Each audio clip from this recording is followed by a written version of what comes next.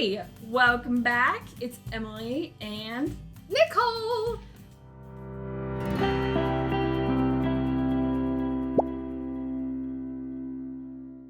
So Nicole, what are you wearing? What you got there?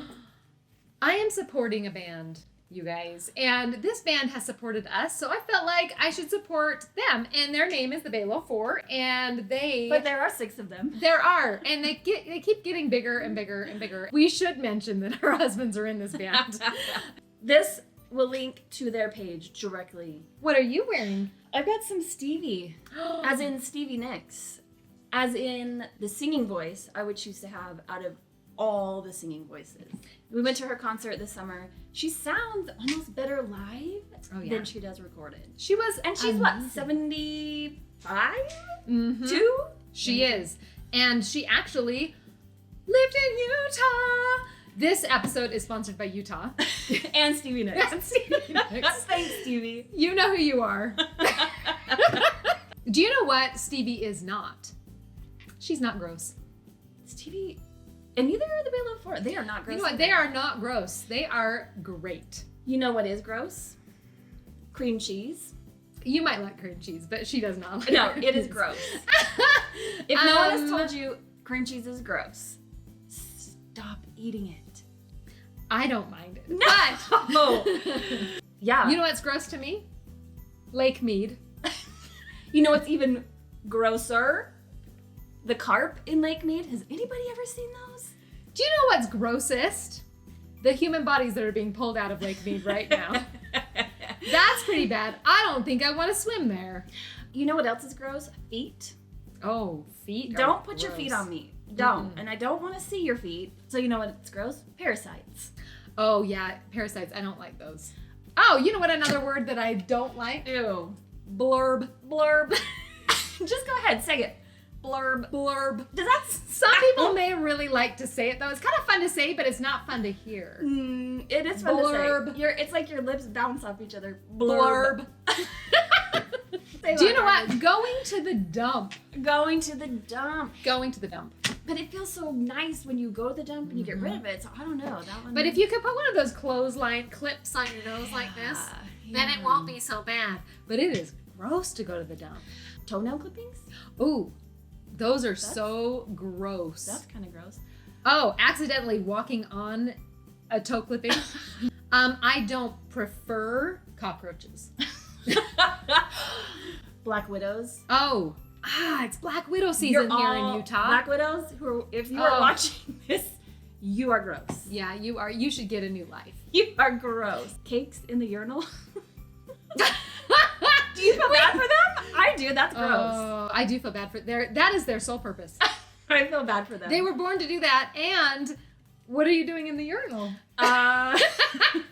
One time after basketball practice, the guys' locker room was empty because it was just the girls practicing, and so we decided to sneak in and see what a boys' bathroom looked like, and we found out. And it's gross. And then I felt bad about the little urinal cakes. Yeah, we don't. I don't like being surprised when I'm reading a young adult book, in particular, and then suddenly there's a giant sex scene in there. Swearing? Lots of swearing? No.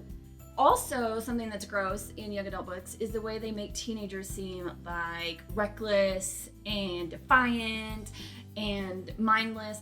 That's gross to me. That's gross. I don't think all teenagers are like that, actually. I know they're not. Yeah, I don't think so. You work with teenagers. I work with teenagers that's my job. So they're not, yes, okay, they can be those things, but they are not in a constant state of recklessness. I feel like that's a problem we have in books these days. I was reading a book. I loved the first one. I loved the first installment of it. It was a trilogy. The first book was like pretty dang clean. And I was like, this is actually a really good book. And it was fantasy and it was fun. There was love in it. We love love.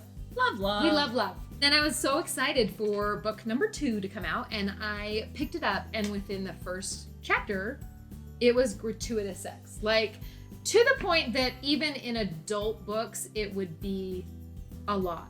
It really bothered me. Right, and you know, we totally acknowledge and can respect that people like that stuff in books, and that's fine. I'm a counselor and I teach a social emotional wellness class, and so I survey my teenagers all the time to see, you know, what the big the teen issues are. And it's always surprising to me to find out that most of teenagers, while they think everybody else is doing drugs or sleeping around or, sneaking out of their houses or whatever, I usually find that it's like, 30%. I think we need to give a little bit of credit to our teenagers. Yeah. I think we gotta, realize that they're not as bad as maybe some people might think they are. Today's episode is sponsored by Doc's Bowls. Doc does take a lot of care with his bowls. You can put a lot of things in here. You can put apples. It's fall, y'all. Get some apples in there. It is fall. Put your fruit in a bowl.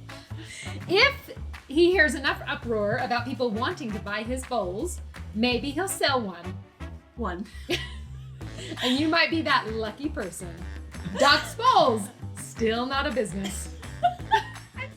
So let's talk about clean YA. Clean. And when we say clean, here's the thing. We're not talking about sweet romance, right? Mm-hmm. For us, that is clean. Yeah. That's not what we're reading mostly.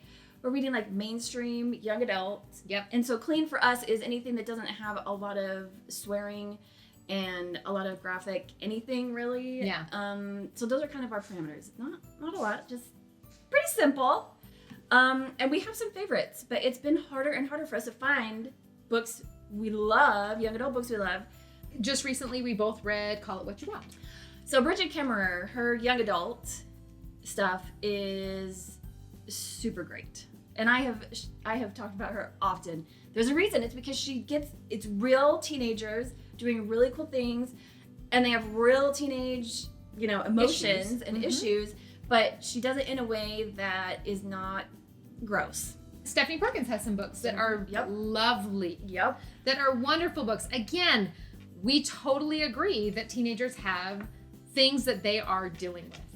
Yes. And we want to read about those things, but we don't want all the extra. It's usually like adult authors adding adult experiences into a teenage book. Right. So, don't we want our teenagers just to stay teenagers for a while and just to experience life the way from a viewpoint of a teenager and not from a 25-year-old? I have 32, 14, 15-year-olds that I am working with right now. And I asked them what they thought the top 5 biggest teen issues are right now that teenagers their age are dealing with. Mm-hmm. No surprise, stress and anxiety was a big one. Stress and anxiety. Obviously, right. they're going through a lot of stuff right now. And learning how to deal with that stuff. Number 2, relationships between friends and family. Obviously, we're all a little self-conscious, especially at that age, about like, what do our friends think about us? And what do our parents think about us? And why am I not gelling with my parents so much? And things like that. That's hard.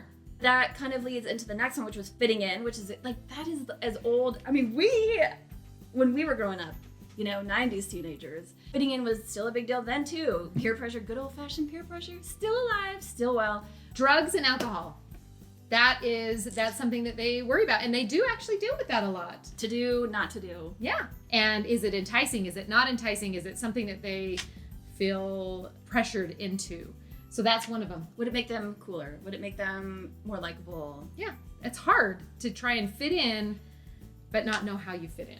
Yeah, it's a real issue. And also on the list was romantic relationships, right? They don't know how to navigate them, and they struggle with the communication and their own sexuality. They struggle with all of it. So that was our top 5. We think we can address those things, and we do in our books. Yep. We but dive you deep. can do it without being gross. Right. There is a line. Yeah. So. Yes. And we don't see that line very much in books that we read right now. So we decided that we wanted to create our own genre. Yeah. For our young adult books. So we created a new genre called Clean Steam. We feel like it's needed in the marketplace right now. And we've actually talked to a lot of people, teenagers, adults who read young adult, and they're like, dude, what's going on with the young adult world? There's a need for it. So we're going to go ahead and that's what we write. Now, clean doesn't mean squeaky clean. Our stories feature real teenagers with real issues, emotions, reactions, and they're just steamy enough to keep it real. So Clean Steam are books that are great, not graphic. Great, not gratuitous. Great, not garbage. Great, not gropey. Great, not grody. Great, not garish. So now you know what we write. And we're trying to make Clean Steam a new genre so that kids know what they're going to get, what they're getting into. In parting, we leave you with these words. And they will change from ash and nothing into flesh and blood. Blood. Blurb. I'm sorry. I couldn't.